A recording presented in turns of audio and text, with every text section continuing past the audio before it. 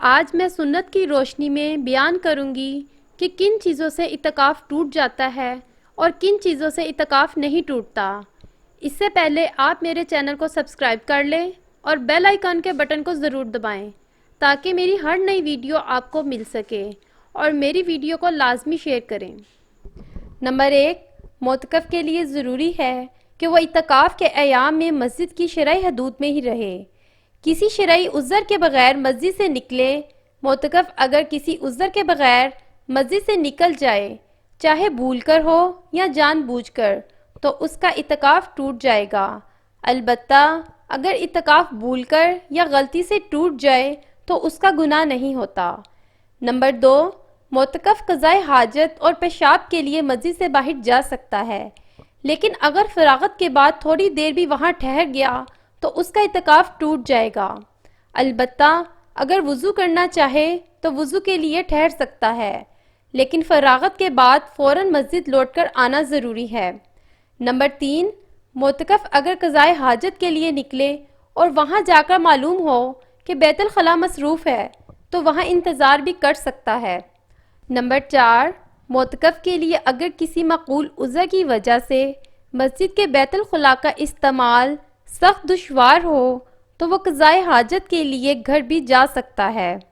Number 5، معتکف کو وضو کی ضرورت ہو اور مسجد کی شرعی حدود میں وضو کرنے کا انتظام بھی ہو تو ایسی صورت میں وضو کے لیے مسجد سے نکلنا جائز نہیں۔ البتہ اگر وضو کا انتظام نہ ہو تو وضو کے لیے مسجد سے باہر نکلنا جائز ہے۔ اسی طرح وضو خانے میں رش ہو تو وہاں انتظار بھی کر سکتا ہے، البتہ وضو سے فارغ ہوتے ہی فوراً مسجد لوٹ آنا ضروری ہے۔ نمبر 6، معتکف کو ہر نماز کے لیے، خواہ وہ فرض ہو، واجب ہو، سنت ہو، نفل ہو، قضا نماز ادا کرنی ہو، تلاوت کرنی ہو یا سجدہ تلاوت کرنا ہو، ان سب کے لیے جس وقت بھی چاہے وضو کرنے کے لیے مسجد سے باہر جانا جائز ہے، اگر مسجد میں وضو کا انتظام نہ ہو۔ البتہ اگر معتکف پہلے سے باوضو ہو تو اسے دوبارہ وضو کرنے کے لیے مسجد سے نکلنا درست نہیں، لیکن اگر مسجد میں ہی وضو کا انتظام ہو تو باوضو ہوتے ہوئے بھی وہ دوبارہ وضو کر سکتا ہے۔ نمبر 7، اعتکاف کی حالت میں کلی کرنے، مسواک یا ٹوتھ پیسٹ کرنے اور سر دھونے کے لیے مسجد سے باہر جانا جائز نہیں۔ اگر ان کاموں کے لیے مسجد سے باہر چلا جائے، چاہے بھول کر ہو، غلطی سے ہو یا جان بوجھ کر، تو اس سے اعتکاف ٹوٹ جائے گا۔ اس لیے ان کاموں کی اگر ضرورت پڑ رہی ہو تو مسجد ہی میں ان کے لیے ایسا مناسب انتظام کر لیا جائے کہ ان کے لیے مسجد سے باہر جانا بھی نہ پڑے اور پانی بھی مسجد میں نہ گرے۔ اسی طرح ہاتھ دھونے اور برتن دھونے کے لیے مسجد ہی میں مناسب انتظام کر لینا چاہیے۔ نمبر 8، معتکف جب وضو کے لیے جائے تو وضو کے دوران مسواک اور ٹوتھ پیسٹ بھی کر سکتا ہے، صابن بھی استعمال کر سکتا ہے، بس کوشش کرے کہ ان اضافی کاموں میں وقت زیادہ خرچ نہ ہو۔ نمبر 9، اعتکاف کی حالت میں کنگھی کرنا، ناخن اور بال کاٹنا بھی جائز ہے، البتہ اس بات کا خیال رکھے کہ ناخن اور بال مسجد میں نہ گر پائیں۔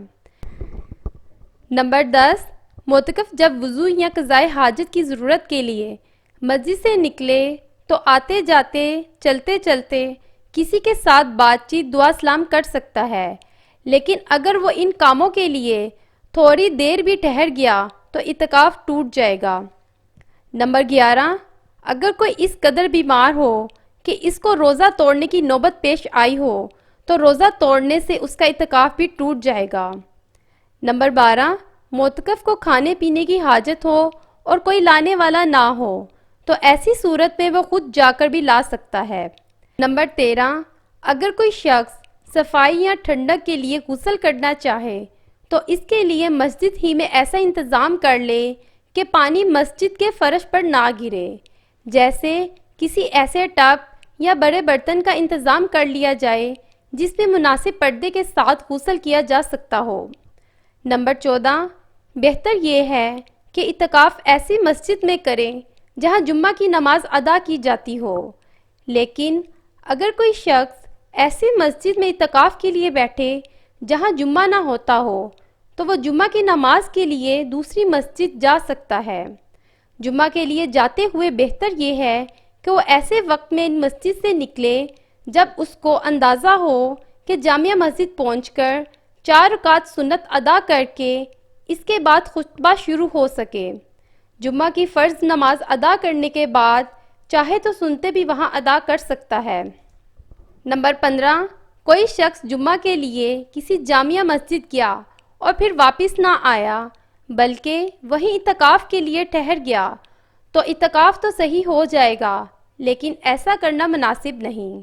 نمبر 16، اگر کوئی مؤذن اعتکاف کے لیے بیٹھا ہو اور اذان کی جگہ مسجد کی شرعی حدود سے باہر ہو تو اذان دینے کے لیے مسجد کی شرعی حدود سے باہر نکلنا جائز ہے، مگر اذان کے بعد فوراً مسجد لوٹ آئے۔ اسی طرح اگر کوئی شخص باقاعدہ مؤذن تو نہیں لیکن کسی وقت اذان دینے کے لیے اسے مسجد کی شرعی حدود سے باہر نکلنا پڑے تو اذان کی غرض سے باہر نکلنا جائز ہے۔